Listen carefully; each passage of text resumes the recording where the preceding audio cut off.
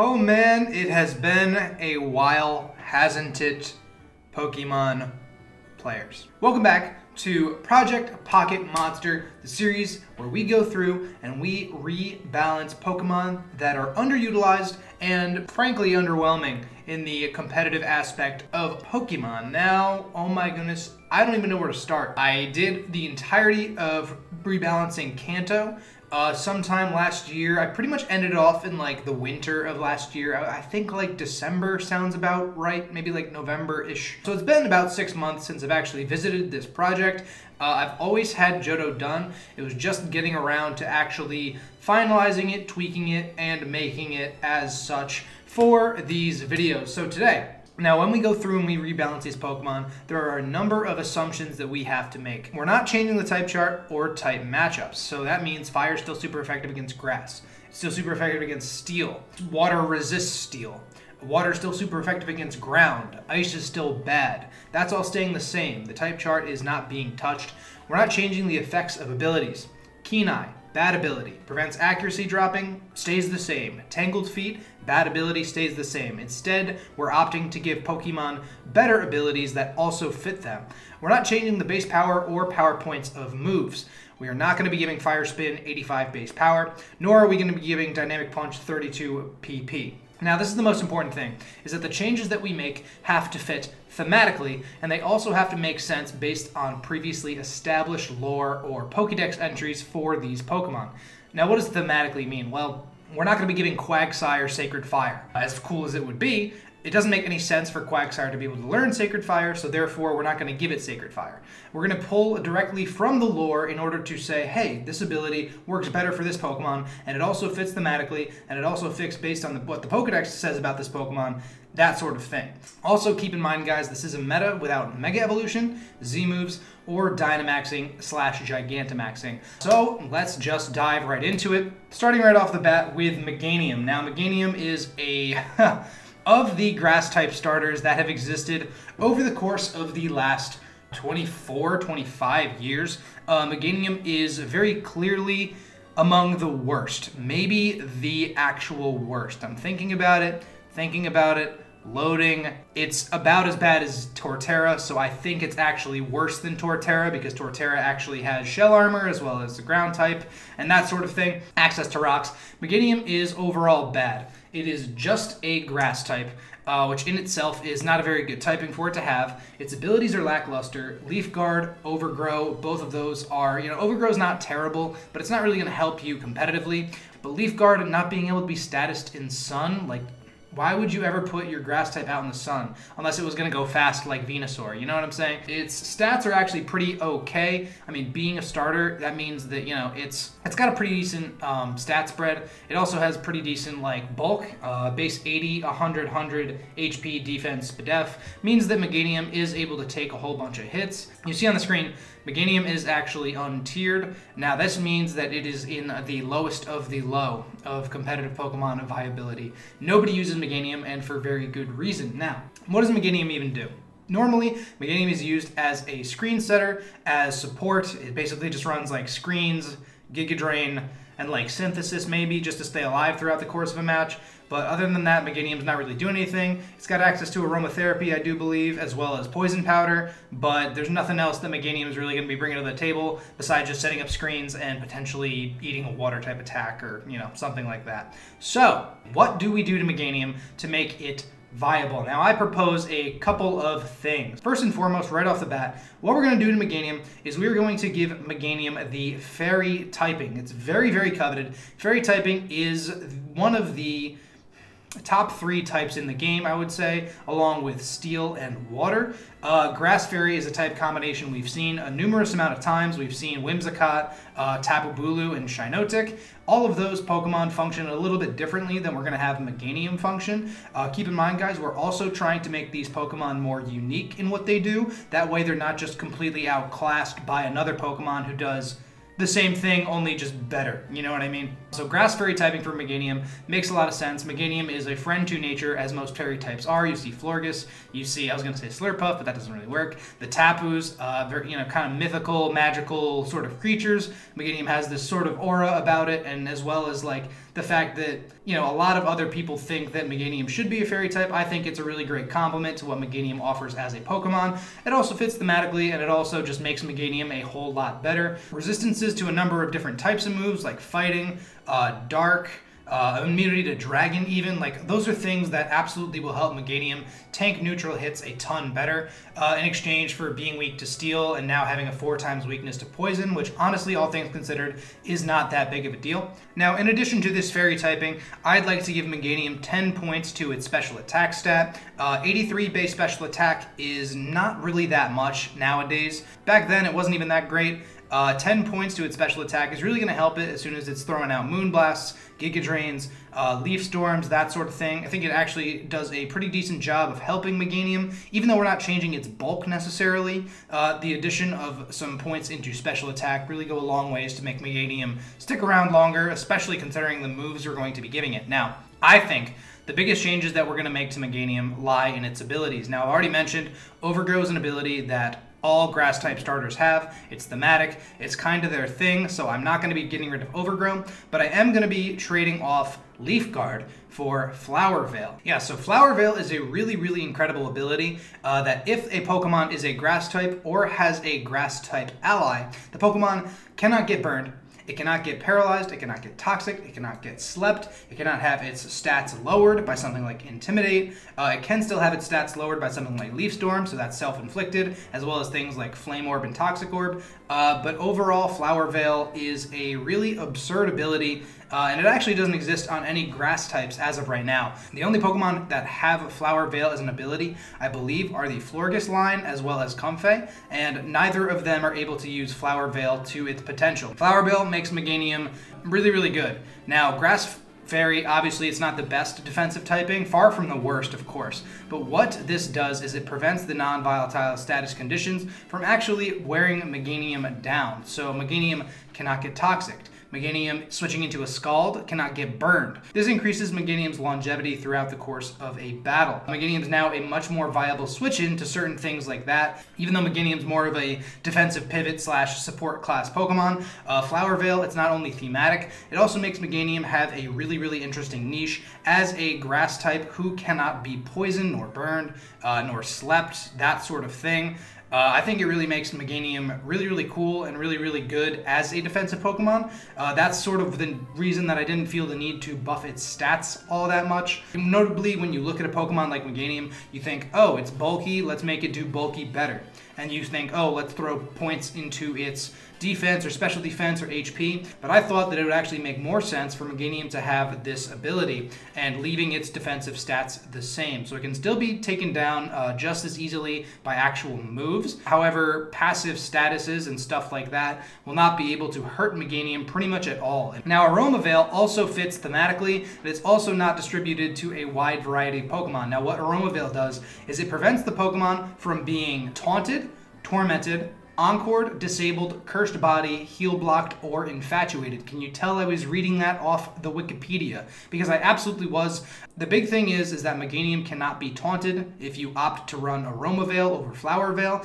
Both abilities are very, very good, and you won't know what ability each one has until you try to either status or you try to taunt the Meganium. This means that Meganium can not only get up a Leech Seed, it can also get up screens with absolutely no problem. It can't be taunted, it can't be shut down. Not only does Aroma Veil fit thematically, it actually just makes Meganium a decent amount better. The ability to switch between Flower Veil and Aroma Veil, it's kind of like how Quagsire can switch between Water Absorb or Unaware, in the sense that you won't know which one it is until it actually comes into effect in the battle. It's part of the reason why Quagsire is as good as it is, because it has a couple of different options it can opt to run. Both of these abilities not only fit thematically, they're also very unique on this Pokemon, and that's sort of what we're going for here. It makes Meganium a much better support class Pokemon. As for Meganium's moveset, now that Meganium is indeed a fairy type, we should give it a number of moves to compensate it. So starting off right off the bat, I want to give Meganium Grassy Glide. Grassy Glide is a Generation 8 move that came out in the Isle of Armor. Meganium right now does not exist in Generation 8, but I just think that giving it Grassy Glide is fair, especially if you're running Meganium on a grassy terrain team. Having Grassy Glide is kind of an interesting option for it. Obviously, it's not going to be running it most of the time. Draining Kiss, Dazzling Gleam, Moonblast, Play Rough, and Disarming Voice. All of these are fairy type attacks that it now gets stabbed from because it is a fairy type.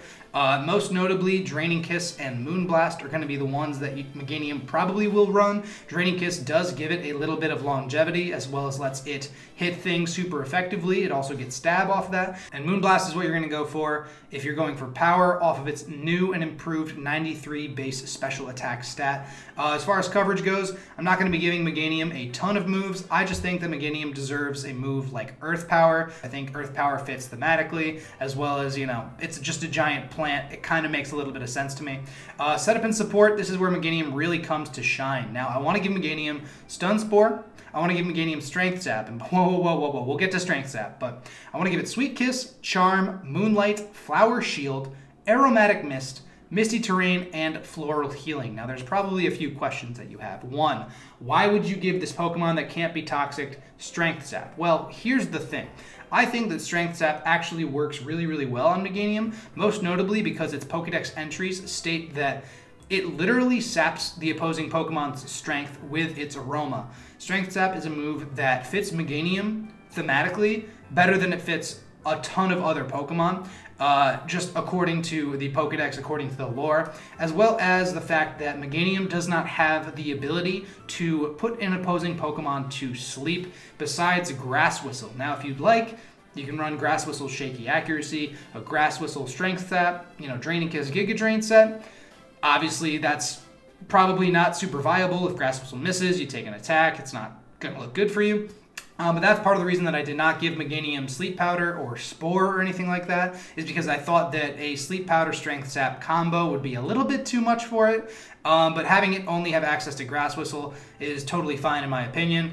I think that Moonlight, it already has access to Synthesis, but you know, it's just another option for it to run. Flower Shield raises the defense stat of all Grass-type Pokemon in battle with a mysterious power. Now, this is a move that Fairy-type support Pokemon like Lorgus, like Comfey got, but a actual Grass-type does not get this. Basically, this is just defense curl in doubles. If you opt to run Meganium, in a double set with another grass type, you can use Flower Shield, and then you basically get a defense curl on both Pokemon. Not insane, but it's just kind of a unique option for Meganium to have. Floral Healing is the user restores the target's HP by up to half of its max HP. So this is another thing that actually comes into play more in doubles than it would in singles. Meganium would really not want to restore its opponent's HP, but in a doubles meta, it would absolutely have the ability to do so. This sets Meganium up to be not only a good support Pokemon in singles, but also in doubles. So bottom line, Meganium is a Pokemon that 1, has a little bit better special attack stat, 2, has better resistances, and even though we did not touch its defenses all that much, the inability to be hit with a non-volatile status condition, as well as potentially not be taunted, are going to go a long ways to help Meganium stick around longer throughout the match, be able to set up screens, be able to support its team in the way that it initially should have done. Meganium's always had pretty decent stats, but it has not had the tools to use them. The inability to be poisoned, notably toxic or burned, is really, really important for Meganium's longevity, and I think that even though the Fairy type gives it a couple of new weaknesses, it offers a lot more to it. I think that Meganium is a really interesting Pokemon now, and I am excited to see what our new rebalanced friend can do in the current meta. Oh man, we talked about Meganium a lot, didn't we? Well, next up, yes, that is right, it is your favorite honey badger friend. It is Typhlosion. Now, Typhlosion is the exact parallel of a certain other fire type starter that existed, oh, I don't know, 2 years before it. Yes, that's right. If you guys know anything about Pokemon, you know that Charizard and Typhlosion have the exact same base stats as well as the exact same distribution. And not only do Charizard and Typhlosion have it, Quilava and Charmeleon have it, as well as Charmander and Cyndaquil. So 1-to-1, they are literally the exact same Pokemon, except Typhlosion does not have a flying type, nor does it get any love from Game Freak. So let's change that, shall we? 535. Obviously is the benchmark that we're going for all starters. Typhlosion, being a basically clone of Charizard, sits at a nice 534. So we're really only going to give Typhlosion one more point into any of its stats. So we're going to dump it into the most important stat of speed. Now, I just came on screen. I know you're seeing it. Why on earth would you make Typhlosion a fire ground type? Are you insane? A little bit, but hear me out.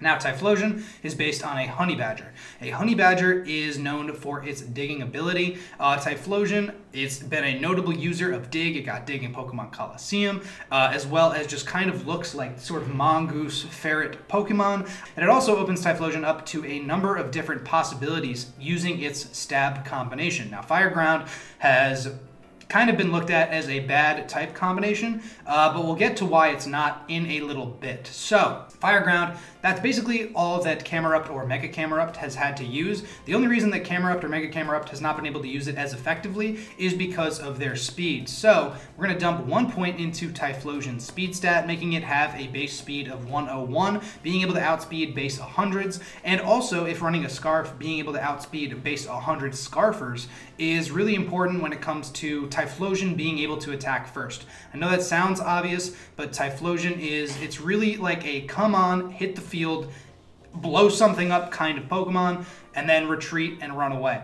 On top of this, the ground typing actually makes Typhlosion neutral to Stealth Rock, and that actually adds up throughout the course of a match. Typhlosion's most known for just kind of spamming Eruption throughout the course of a match, so taking half of the damage from Stealth Rocks that it would ordinarily take keeps Typhlosion's firepower elevated throughout the course of a given game. Now, as far as its abilities, Blaze, again, it's a starter ability, I'm not going to change it. Flash Fire, I think, is actually a really fine ability, being able to switch into a potential fire type attack. A Will-O-Wisp gives Typhlosion a much needed boost in power and actually kind of works for it. But there is no third ability, and if you guys know anything about me, you know that I want to give all Pokemon 3 abilities to choose from. Not just 3 abilities, but 3 pretty decent abilities. So I'm opting to give Typhlosion access to Berserk. Now, why Berserk? Well, Typhlosion's Pokédex entries say that it has a secret move that it unleashes. It makes its fur rub together to become really, really hot, as well as when it gets enraged, it becomes increasingly hotter. So I think it makes sense that when Typhlosion takes more damage, its special attack stat gets a little bit boosted throughout the match. This keeps Typhlosion's damage output higher as it gets worn down by different incoming attacks. Keep in mind, this does not activate if a Typhlosion is statused, nor does it activate if it gets hit by weather or entry hazards, that sort of thing. What this does is that Typhlosion is a Pokemon that usually, previously, has relied on Eruption to do the majority of its damage. Now, Eruption is a move based on how much HP the Pokemon has when it uses Eruption, so Typhlosion likes to stay as healthy as possible. With Berserk, if it's at half health, it gets a +1 boost to its special attack. All of a sudden, it doesn't really matter. It can opt to run moves like Flamethrower, like Earth Power, like Scorching Sands, just because now all of a sudden these moves' power are boosted and they hit even harder, about as hard as Eruption. Even at half health, Eruption at +1, while it's not doing as much damage as it would do at full health, it's still doing a decent chunk of damage, so it's actually still a pretty decent option to run on your Typhlosion, especially considering it is now a teeny tiny bit faster. 1 point of speed makes all the difference on a Pokemon like this, let me tell you. Now, as far as its moves go that we're going to give it, we're not going to be giving it access to any sort of coverage moves, nor are we giving it access to any sort of setup or support moves, but we are going to be giving Typhlosion access to a few different stab moves, most of them just because of its additional ground typing. I am opting to give Typhlosion Magma Storm, Burning Jealousy, Mystical Fire, Earth Power, Mud Slap, Mud Shot, Mud Bomb, and Scorching Sands. Now the big few here obviously are Burning Jealousy, Magma Storm, and I think Scorching Sands. What these ground type coverage moves do for Typhlosion is it does actually a couple different things. Now, this improves Typhlosion's matchup versus rock types, as well as most notably other fire types. So Typhlosion can come in, if they're trying to hit something with a Fire Blast, Typhlosion can come in, sponge the fire type attack with Flash Fire, and then all of a sudden can threaten a ground type move. Now, the reason that something like Camerupt was not able to do this as effectively, one, it was because technically Camerupt has worse defenses overall, but two, because Camerupt does not have the speed tier that Typhlosion has at all. Like, our new Typhlosion will not have this problem. The addition of ground type stab to Typhlosion's repertoire, as well as the ability to boost its special attack stat with Berserk being under half health, give Typhlosion a few options to hit harder throughout the course of a match. Neutrality to Stealth Rock, as well as a really unique type combination, go a long ways to help Typhlosion be the special attacking Pokemon that it is meant to be. This ground typing makes Typhlosion a much more unique fire type in the current meta, making it a fast fire ground type with a neutrality to rocks and the ability to come in and really punish fire and rock types, something that a fire type ordinarily would not be able to do. Berserk not only super thematic, but helps Typhlosion do more damage throughout the course of a match, as well as potentially turn the tides of the game. I think that the changes we made to Typhlosion, besides the ground typing, are relatively small, but go a long ways to actually help this Pokemon in the current metagame. So let's talk about Feraligatr. Now, Feraligatr is my personal favorite of the Johto starters. If you've been around the channel long enough, you should probably know that, but that's okay, because I'm telling you right now. Feraligatr, by design, is already a pretty decent Pokemon. Torrent and Sheer Force, notably Sheer Force, are two excellent abilities for it. Feraligatr has pretty decent bulk as well, 85, 183. Coming off of a 105 base attack stat as well, Life Orb, Sheer Force boosted moves, especially after a Dragon Dance, which Feraligatr got access to in Generation 4, makes Feraligatr a really fearsome Pokemon. The only problem is that there are Pokemon that do this physical water-type sweeper better than Feraligatr does, which means Feraligatr has always been a looked-over Pokemon, despite being a relatively good Pokemon. Now, Feraligatr is a Pokemon with a really interesting history, because you see right here that Feraligatr is a UU by design. It is a very, very powerful Pokemon. 105 base attack with Life Orb, with Sheer Force. If you get a Dragon Dance up, this thing is absolutely punching holes in walls. But the problem with Feraligatr, and the problem that we'll be addressing here, is that in this series, in Rebalancing Pokemon, we want Pokemon to have a niche, to have a very clear advantage over another Pokemon. But in Feraligatr's case, there's no reason to really use Feraligatr over a Pokemon like Groudon, over a Pokemon like Gyarados. Both of them have access to Dragon Dance sets, as well as Gyarados is faster, has access to Intimidate, and Groudon just has access to absolute absurd power with adaptability, boosting its same type attack bonuses, as well as Knockoff, its ability to function in Trick Room, that sort of thing. So Feraligatr, what I'm proposing is a very minor change that actually sort of helps Feraligatr a lot. So we want our starter Pokemon to have 535 base stats across the board, so I'm opting to put these extra 5 points into Feraligatr's speed stat. Now, previously Feraligatr would get outrun by Gyarados, Gyarados having access to a base 81 speed and Feraligatr at base 78. With 5 more points into its speed stat, Feraligatr sits at a nice 83. Now, Feraligatr with a higher speed stat, now you have a reason to use Feraligatr over Gyarados. It is able to outspeed opposing Gyaradoses. It's also a little bit faster in general. It now outspeeds base 80 Pokemon, and it honestly, like, that's pretty much all you need for Feraligatr. It's already a very, very good Pokemon, hits absurdly hard, especially after a Dragon Dance, but there is an additional ability that I want Feraligatr to have access to. So that ability is Strong Jaw. Now, of course, Strong Jaw does is it boosts the power of biting attacks by 1.5.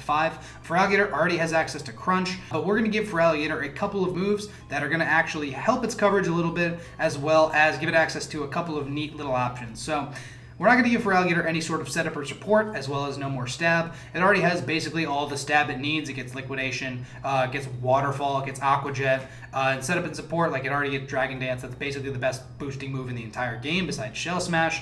But as far as coverage goes, we're going to be giving Feraligatr access to Jaw Lock, Poison Fang, and Snap Trap. Now, I don't know if you've heard of 2 out of 3 of those moves. Well, Poison Fang is a 50 base power poison type move. This gives Feraligatr an option against fairy types, as well as potentially against grass types or mono grass types, as well as is boosted by Strong Jaw. It's a decent coverage option that I think Feraligatr should be able to get. The big tools here for Feraligatr come in Jaw Lock and Snap Trap. Jaw Lock is a move boosted by Strong Jaw that keeps a Pokemon locked in with Feraligatr.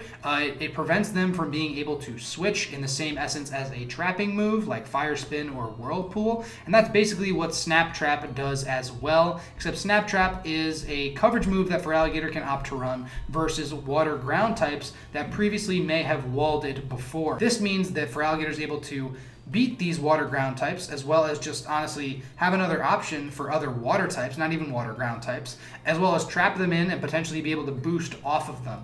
Although it's not very much, it is a second boosting ability that Feraligatr now has, the option of running that boosts its Fang type moves, as well as the additional speed to Feraligatr's stat spread, really makes Feraligatr a unique choice when you compare it to something like Gyarados or like Crawdon. It now has a little bit more running for it and is now a little bit more of a viable option. Keep in mind that Feraligatr already was pretty decent. This doesn't necessarily put him over the top either. It just gives a little more balance to Feraligatr as compared to other offensive Dragon Dancing water types. And last but not least, we have Furret. And Furret is a notorious joke of a Pokemon. Just look at its stat spread, just look at its abilities, just look at its typing. I don't even need to tell you. Furret is most known for its walking meme, which is absolutely something that's absurd. Furret's best stat is base 90 speed. Its second highest base stat is base 85 as well, being its HP, which again, it's not really doing it any favors with defenses like 64 and 55. Now, I'm all for a frail support Pokemon, but Furret does not do it well at all. Let's talk about Furret's stat spread. First things first, I want to get out of the way. I'm going to be taking 35 base points out of its HP stat. Now, I know what you're thinking, and we'll get to it. Why would you want to take HP away from Furret? Why? It's already not bulky. What could that possibly benefit it with? Well, I'll get to it. I want to add 10 more to its attack. I want to add 20 to its defense, 20 to its SPDEF, as well as a whopping 19 to its speed stat, bringing its stat total to a decent 449. Runaway and Keen-Eye are two abilities that I think Furret doesn't need at all. Both of them are really terrible. Specifically, Runaway has no use in competitive, and Keen-Eye, honestly, is just probably one of the worst abilities in the entire game regardless. So I actually want to give Furret a couple of pretty decent abilities. Now, I want to change Runaway for Prankster. I think this makes sense. Other cutesy Pokemon like, Klefki, Meowstic, and Whimsicott, they get access to Prankster. I think it kind of makes sense for this little guy to have access to Prankster. Gives Furret the ability to use a priority status move, and I want to give it Scrappy instead of Keen-Eye. What this does is this lets Furret hit ghost types that would previously be immune to its normal type stab. Now it has the option of running either of those two things. It can also still opt to run Frisk, an ability used to check an opponent's item. I think Frisk is actually a pretty underrated ability, all things considered. And I think that Furret is actually one of its most decent users. There's not that many good Frisk users, but I think Furret's actually probably one of them. The real changes come to Furret's moveset, and this is the whole. And this will make a lot more sense why we decided to lower Furret's overall HP. Now, right off the bat, I'm going to give it a few more stab moves. I want to give it Fake Out, I want to give it an E-Speed, I want to give it Endeavor, and I want to give it Tail Slap. Fake Out and Extreme Speed, obviously two really good forms of priority. Being a normal type and having a boosted attack stat means that Furret is going to be able to hit a little bit harder with it. Getting same type attack bonus off of it as well is a very good thing. As well as having access to Scrappy means that Furret is now able to pick off ghost types with its Extreme Speed. I think that's a really useful and valuable niche that other Pokemon have not previously had. Tail Slap, Furret's basically a giant tail, so it kind of makes sense to me that it would get access to something like Tail Slap. Not that it necessarily helps it at all, I just think that if we're giving Pokemon moves that make sense, it makes sense for Furret to have Tail Slap. Now, what really sells this Furret is its setup and support moves. I want to give Furret After You, Encore, Heal Bell, Parasong, Yawn, Entrainment, T-Wave, Healing Wish, and Taunt. This gives Furret a number of support tools to use with its Prankster ability. Notably, Prankster Encore, Prankster T-Wave, Prankster Healing Wish, and Prankster Taunt. That's basically all of them. But now Furret functions as a really, really decent lead, especially if you're running Scrappy. Because with 109 base speed, Furret is basically going to be outspeeding a large portion of the metagame. And being able to hit with a Fake Out and E-Speed combo right at the beginning of a match, especially if you happen to slap something like a Life Orb on Furret, means that Furret actually has the ability to increase its damage output. Furret also has access to U-Turn already, so Furret can be used as a sort of lead Pokemon. T-Wave, Fake Out, U-Turn, E-Speed. It can be used to come in and revenge kill something. Base 86 attack is nothing crazy, but when it's boosted by Stab, as well as potentially a boosting item like a Life Orb, a Muscle Band, a Choice Band even, boosted E-Speeds are going to be doing a decent amount of damage. Where I think that this Furret really shines is in its Prankster and setup and support moves. If you need something to stop sweeping and setting up, you can come through, you can Prankster Perish Song. Now all of a sudden, the opposing Pokemon's on a timer. The opposing Pokemon needs to switch out. That's something that Furret is able to do for you. A Prankster Yawn means that the opposing Pokemon probably needs to switch out anyway, unless it's already, statused or what have you. Prankster T-Wave, always very good. You see Liepard being able to use it. You see Meowstic, I believe, being able to use it. It's still not necessarily that bulky. We did take some HP from it, and that's most notably due to its Endeavor set. If you want to run a Endeavor Furret and have it take a hit, be able to Endeavor something back, I think that the points are better spent in its defense than they are its HP. Furret obviously doesn't have access to anything like Wish regardless, and honestly this stat change kind of keeps Furret's bulk overall the same. The drop in HP basically means that Furret can function as a Focus Sash lead. If Furret gets down to 1 HP, Furret